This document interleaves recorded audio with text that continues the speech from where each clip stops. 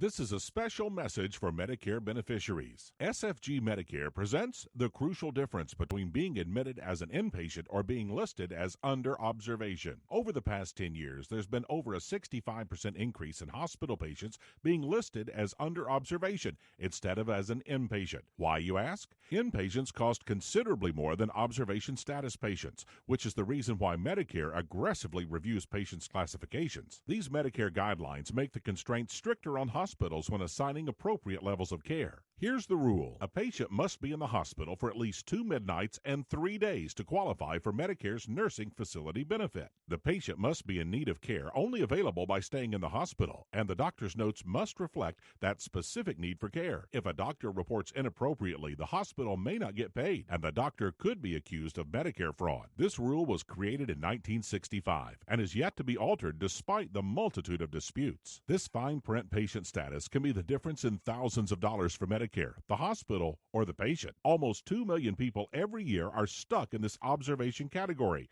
leaving them financially buried when seeking rehab services. In the last year, there's been over 500,000 cases of 3-day observation stays that are denied rehab coverage upon release, despite proper inpatient criteria. Doesn't seem fair, does it? After paying years of Medicare premiums, it's not right to be deprived of your benefits. Here's what you should do. Next time you or your loved one ends up in the hospital, make sure you've been admitted as an inpatient instead of just under observation. You have a right to appeal or challenge the decision with Medicare if you feel it's unjust. Have your doctor think in ink. Make sure he or she fully discloses the extent of your necessary care in his or her notes. They need to have substantial evidence to support your length of stay, which can make for a more solid argument for your appeal. Lastly, get in touch with your congressman. There are bills in place that could help eliminate the 3-day inpatient requirement.